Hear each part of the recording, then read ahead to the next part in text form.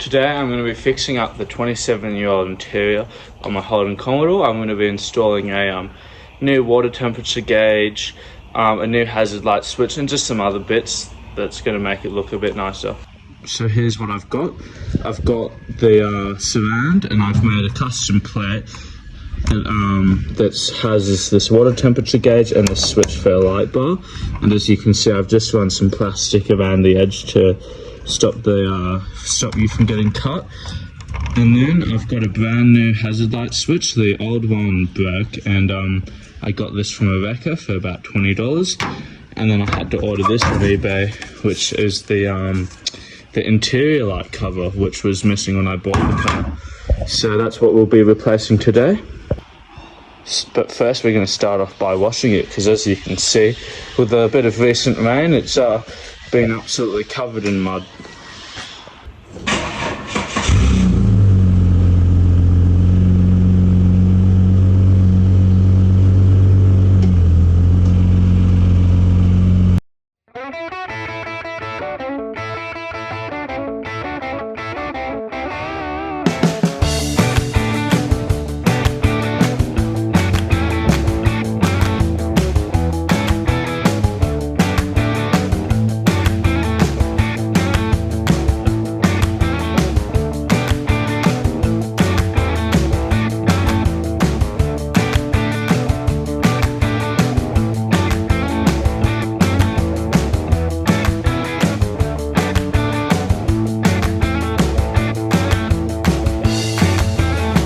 Probably saw before, I was spraying some of this wheel cleaner that I bought from Super Cheap Water. It's meant to help get brake dust and other contaminants like that off. I don't have any experience with it, but my dog interrupted me. But what I like to do is, from what I've gathered from the instructions anyway, is just kind of giving an even coating on all kind of faces of the rim, including the spokes and the lip and whatever else you kind of want to get clean. And you can also put a little bit on the tires if you want, and then you let that sit for 2 to 3 minutes, or 3 to 5, whatever the instructions said, and hopefully after that will look a lot nicer.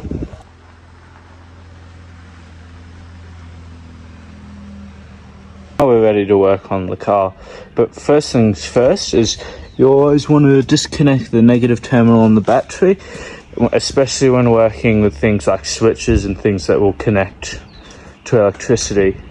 So for me, on the Commodore, it's just a 10mm spanner, and that will get that terminal off. The thing we'll do is install the interior light cover. You can see I am missing the interior light on this.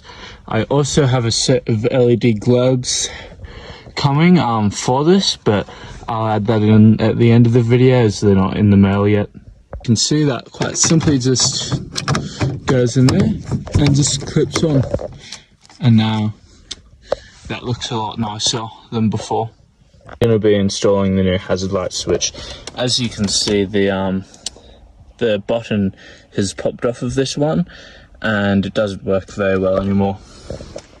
So the first thing you're going to want to do is take this cover off, and for all you need is just a little screwdriver. There we go, just a Phillips head screwdriver, and there's two bolts you'll find, two screws you'll find up in the dash here near the speedo.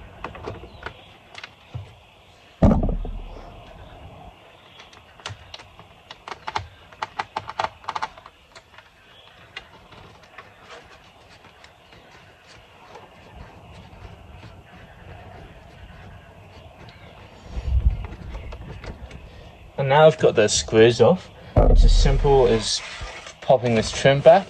This one's already quite loose, but if it hasn't been removed before, or it's clipped in properly, you might need some trim remover tools, and that will pop back, and that'll give you access to the switch behind to undo that. As you can see, this is now undone, and I have access to the wires and the switch behind. One thing to be wary of is this is quite old and it's plastic, so just be careful when pulling it off, because otherwise you will have clipped brake. Now what you can do is you're just going to get your new or second-hand piece that you've got, and you can just simply slide that through and that clips in, and then there is a white plug behind there, and you can just plug that into the back of it, and now you'll have a working hazard switch. Now you can just push it back and let all the clips seat and just do up those screws again, and that looks perfect. Now I'm just going to be installing this piece that I've made up, and what I've done for that is I've got a piece of aluminium.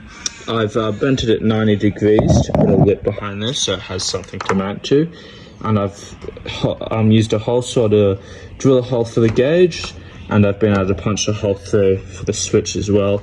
And just to tidy things up a little bit, I've gone to Bunnings and I've got some of this rubber, so just to make it fit a bit nicer and look a little bit tidier.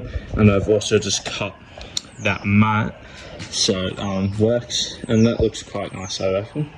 So that piece that I was showing you before just goes around too. What you're going to want to do is take this out, and then you can pop this up, and you can kind of sit that in there.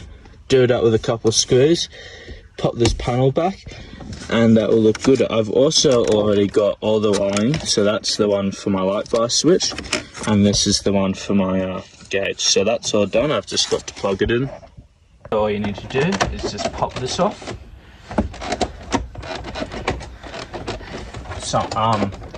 Sometimes some trim removal pieces can take quite a lot, and usually you'll have your cigarette lighter switch plugged in, but this was just kind of sitting there. I didn't have it plugged in. And what you're going to need to do is you're going to need to put it in neutral, so you can kind of twist it like that and bring it up and over.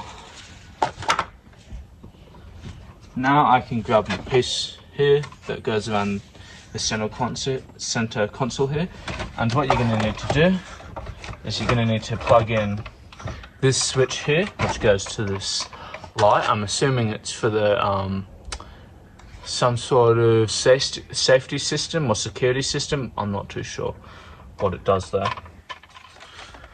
As you can see, I've got that all together now. So all you need to do is just chuck that one in there, and then you can chuck whatever you want, or just leave that empty, and there you go. That looks quite nice. Now when I press that switch, my light bar turns on.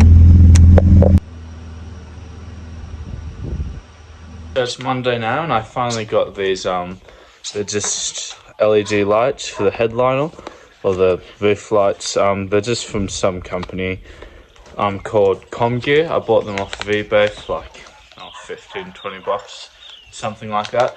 So we'll install that now, and that'll be the last thing I'm doing in this video. Should be relatively easy to install. Just got the battery disconnected, and then you just take this piece off, and then as you can see, we've got those two lights there, and then there's one that goes there that's missing at the moment. I'll try to see if I can get these lights out and replace some of the LED ones now.